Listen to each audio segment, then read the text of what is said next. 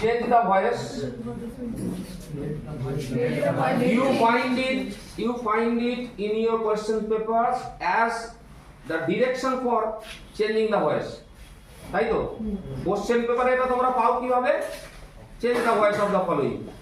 ঠিক আছে, আবার এইটাকেই তোমাদেরকে ভাবরে দেওয়ার জন্য দিতে পারে, চেঞ্জ দ্য ভয়েস। ইন্টারভিউতে ধরেছে, স্বাভাবিকভাবেই খানিকটা কনফিউজ, কোনটা চেঞ্জ করবো স্যার? চেঞ্জ দ্য ভয়েস বলছেন, কই কোনটাকে চেঞ্জ করব? Actually he or the sea, তিনি তোমাকে ডাইরেক্ট করছেন যে ওই সেন্টেন্সটাকে চেঞ্জ করো। চেঞ্জ দ্য ভয়েস তাহলে কি হবে? তোমরা কি বললে? কোন ফর্মুলায় হলো? আগের দিন আমি একটুখানি আলোচনা করেছিলাম, বলো তো যারা ছিলে।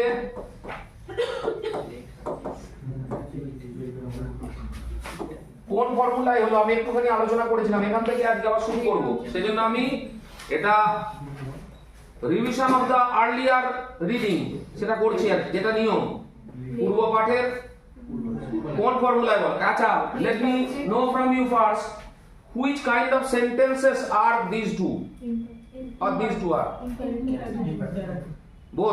both are imperative sentences. ঠিক আছে, তাহলে let the voice be changed, কেন you are ordered to change the voice কেন হলো না? আমি বলেছিলাম একটুখানি, এটা কিন্তু বলেছিলাম বলেই তোমাদেরকে ধরছি। অবজেক্ট আছে না নেই? এখানে আছে। where there is object you change the voice into passive beginning with a let। যদি অবজেক্ট থাকে, আর অবজেক্ট না থাকলে কিভাবে হবে? এখানে আছে, এখানে অবজেক্ট কোনটা? অ্যাকচুয়ালি ভয়েসটা। দ্বিতীয়টা যেটা বলেছি, এটা আজকালকার দিনে একটু হওয়া দরকার পড়েছে আর কি, সবসময় এটা দরকার। Raise your voice against some injustice, social injustice or something else. কণ্ঠস্বর তোলো, গলা ছাড়ো আর কি। সুমন চট্টোপাধ্যায়ের গানে আছে দেখবে, কণ্ঠ ছাড়ো জোরে। হ্যাঁ, দেখা হবে তোমায় আমার, তোমার আমার অন্য গানের ভোরে। বুঝতে পারছো? অন্য গান মানে হচ্ছে অন্য যুগার। ও সুমনের প্রথম যে ক্যাসেট তোমাকে চাই আছে, কিংবদন্তি হয়ে গেছে গানগুলো আর কি। তা রেজ ইউর ভয়েস, এটা কি হবে? How will you change it into passive voice? এখানে বলেছি চেঞ্জ দ্য ভয়েস, আর এখানে তোমার গলা তোলো কিসের এগেইনস্টে? Against some injustice or anything. বুঝতে পারছো? ফরও বলতে পারো, এগেইনস্ট কেন বলবো? ফর দ্য জাস্টিস, ঘুরিয়ে বলো পজিটিভলি। বুঝে গেছে? For something positive. তাহলে এটাও তাই হবে একইভাবে, এটা আমি আর লিখছি না। ঠিক আছে, এই অবধি আমরা পড়েছিলাম। তো এটা গেল ইম্পারেটিভ সেন্টেন্সের অর্ডারের ক্ষেত্রে। কি বললাম? Imperative sentence includes which type of senses or moods? শুধু অর্ডার। ইম্পারেটিভ সেন্টেন্স বলতে কি কি আসে তার মধ্যে? ইম্পারেটিভের মধ্যে কি কি আসে বলো তো? Order, request, advice. ঠিক আছে না? প্রপোজটা আসবে না। প্রপোজ আসে, হ্যাঁ আসে।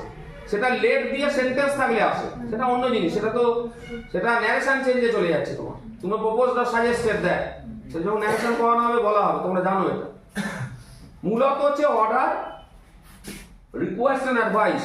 আর একটা জিনিস শিখিয়ে দিই, তোমরা জানো কিনা জানি না, এই একটা শব্দ আছে দেখবে, অন্য কালারে নেই, আমি দেখি আসে কিনা।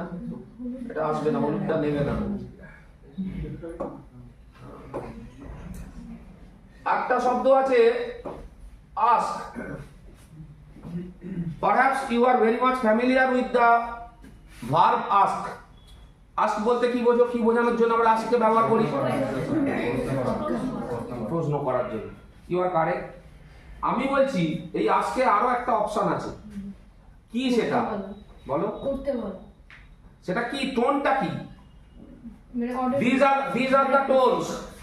Order, request, advice. They are clear tones, clear shades of color. তিনটে আলাদা আলাদা রং বোঝা যায়। অর্ডার বা কমান্ড যাই হোক বলো, বা ইনস্ট্রাক্ট একই, মোটামুটি এক জাতীয় এগুলো। অর্ডার, কমান্ড, ইনস্ট্রাক্ট মোটামুটি এক। রিকোয়েস্ট তো বোঝার কোনো অসুবিধা নেই, প্লিজ থাকবে, প্লিজ নাও থাকতে পারে। কিছু প্রশ্ন আছে ইন্টারোগেটিভ প্রশ্ন, দেখে মনে হবে structurally they are interrogative, but actually they are request in nature. বুঝতে পেরেছো? will you give me a cup of tea? প্লিজটা বলছি না কিন্তু, still it is a request. তাহলে স্ট্রাকচার থেকে সবসময় বিভ্রান্ত হলো না। দুটো জিনিস, একটা ফাংশন, একটা স্ট্রাকচার। কি বললাম? there are two things of a sentence, one is structure, one is function। বুঝতে পেরেছো? স্ট্রাকচারালি একটা ইন্টারোগেটিভ বলি, সেটা যে নন নেসেসারিলি যে ফাংশনালি ইন্টারোগেটিভ, তার কোনো মানে নেই। বোঝা গেছে? এই আর্টসটা কি এটা জানো, আমি বলছি এটা আমার এখানে হয়তো আজকে সিলেবাসে নেই, কিন্তু এটা জানা ভীষণ জরুরি। আজকের দিনে এটা প্রচন্ড ব্যবহার হয়। কোথায় ব্যবহার হয়? খুব গুরুত্বপূর্ণ জিনিস। এই ভার্বটা আজকের দিনে অত্যন্ত গুরুত্বপূর্ণ হয়ে গেছে। না, চাওয়া তো সেটা তো কোশ্চেনে চলে যাচ্ছে ছাড়ো। আর তুমি আস্কের সঙ্গে আস্কিং ফর এক্সপ্লেনেশন, সেটা তো অন্য ফর যোগ করে বলছি। আস্ক ভার্ব এটাকে একটা কোশ্চেন করে, হি আস্কস মি সার্টেন কোশ্চেনস, ওকে, এটা সবাই আমরা জানি।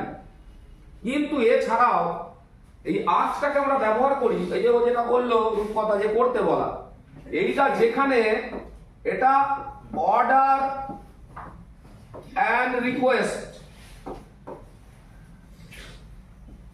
এর ইন বিটুইন,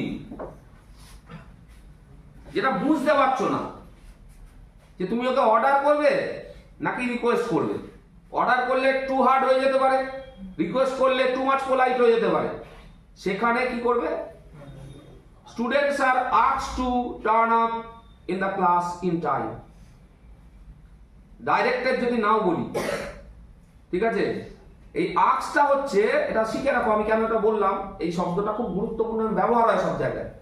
আস্কড হচ্ছে অর্ডার রিকোয়েস্টের মাঝামাঝি একটা টোন, এটা জেনে রাখো। শুধু আস্ক মানে কোশ্চেন করা আমরা শিখে এসেছি, এটা আজকালকার ইংরেজিতে খুব বেশি ব্যবহার হয়। তাহলে কখন ব্যবহার করবে? Where the tone is not very much clear আর you are confused whether it should be an order or whether it should be a request. When you are confused, use the verb ask. মনে থাকবে, এটা কিন্তু voice চেঞ্জের সঙ্গে নয়, voice চেঞ্জের সঙ্গে লাগে কোথাও কোথাও। আচ্ছা, যেটা এবার আমি যাব, তাহলে ইম্পারেটিভ সেন্টেন্সের অর্ডারটা আমরা আলোচনা করেছি। এবার যখন রিকোয়েস্ট হবে তখন কিভাবে করব আমরা? যখন ইম্পারেটিভ সেন্টেন্সের রিকোয়েস্ট নিয়ে আমরা ডিল করব, কিভাবে ডিল করব? আমি দুটো বাক্য লিখছি, সহজ বাক্য, দেখো খুব সহজ বাক্য। যেমন ধরো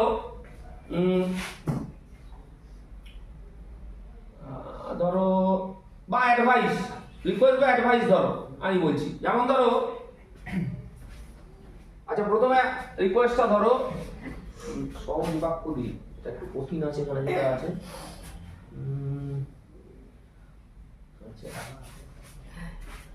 লেখো, please come tomorrow, please come tomorrow. কি বলছো বলো? You are requested to come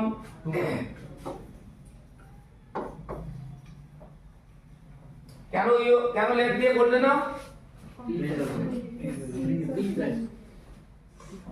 please থাকতেই পারে। আগের বারে কি কেন করোনি?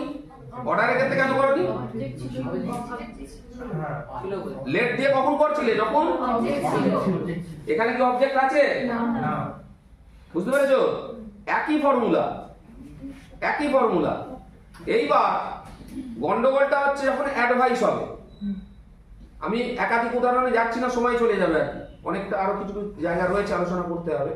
এগুলো আমি আরো দিয়ে দেবো, তোমরা বই থেকে দেখে নেবে। আমি টাইপ গুলো জাস্ট আলোচনা করে দিচ্ছি কোথায় কোথায় লাগে। ধরো অ্যাডভাইসের ক্ষেত্রে আমি যদি বলি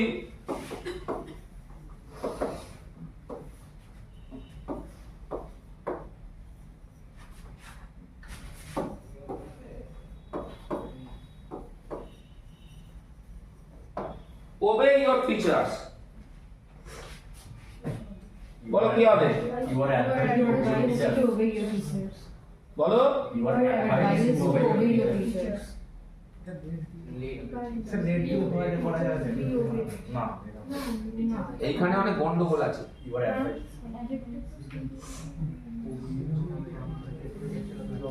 এইখানে কিন্তু লেটটি চলবে না, মোডাল ব্যবহার করো। আচ্ছা ওবে ইওর টিচার্স, এইটা কি দাঁড়াও? এইটা আগে বলো কোন টোন? এটা অর্ডার, এটা কি বাধ্যতামূলক নাকি নীতিমূলক?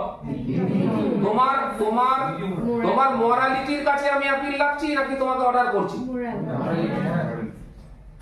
জোর করে বেত মেরে তো টিচারকে ওবে করানো যায়, আজকালকার দিনে তো সেটা সম্ভব নয়, জানো টিচারের জেল হয়ে যাবে। তুমি বোকা ছেলে, তোর কিছু হবে না, এটা বলা যায় না। It is also a mental pressure. আমি ক্লাসে যদি কাউকে বলি, আমাদের কত বলেছে গরু নাকি রে, হ্যাঁ এটা বুঝতে পারছেন না, গাধা। গাধা তো অনেক দূরের কথা। ইউ ক্যানট, যাই হোক সেটাও খারাপ কথা বলে লাভ নেই, মানে তোর দ্বারা এটা হবে না এইটা বললে এইটার এগেনস্টেও কিন্তু তোমার এগেনস্টে স্টেপ হতে পারে চাইল্ড ইয়ারে। ঠিক আছে, বিবেকানন্দর ফর্মুলা মানছেন যে প্রতিটি প্রাণ বা শিশুই অনন্ত সম্ভাবনার আধার, তার মধ্যে রয়েছে, মাস্টারমশাই তাকে বিকশিত করবে। সবার মধ্যে হবে না এটা আমিও বিশ্বাস করি, খানিকটা সবার মধ্যেই আছে কিছু।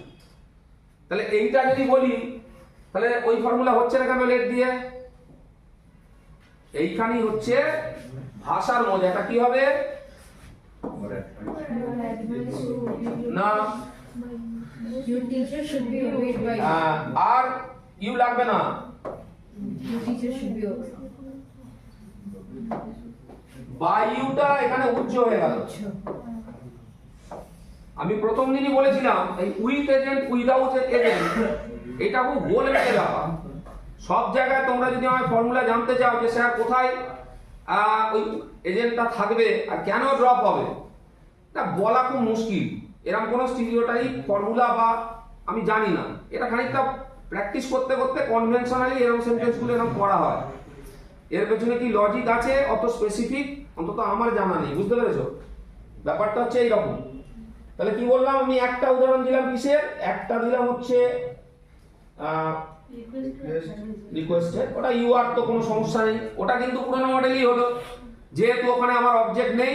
ওখানে যেরকম ইউ আর অর্ডার টু ছিল, তাই তো আমরা এটা করেছিলাম ইম্পারেটিভের অর্ডার রেখে you are order to are commanded to are instructed to, ওইটা হলো।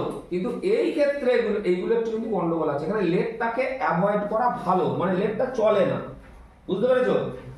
এবার তুমি তর্কে যেতে পারো যে স্যার কেন অর্ডারের বেলায় আপনি বলছেন যে থাকলে হবে, অবজেক্ট থাকলে লেট হবে, আর এর বেলা হচ্ছে না কেন? এখানে বলতে হবে it's the convention of the language. প্রতিটা ল্যাঙ্গুয়েজের নিজস্ব প্রকাশরীতি আছে। Every language is a different genre, বুঝতে পেরেছো? তার নিজস্ব প্রকাশভঙ্গি আছে আলাদা আলাদা। আচ্ছা, এবার আমি নেক্সট আইটেমে যাব। তাহলে আমার ইন্টারোগেটিভটা হলো অ্যাক্টিভ ভয়েস উইথ প্যাসিভ ফোর্সটা আগের দিন আলোচনা করেছিলাম, ম্যাঙ্গো টেস্ট সুইট করেছিলাম, কোয়াসি প্যাসিভ বলেছিলাম, রিটেন্ড অবজেক্ট বলা হয়েছিল।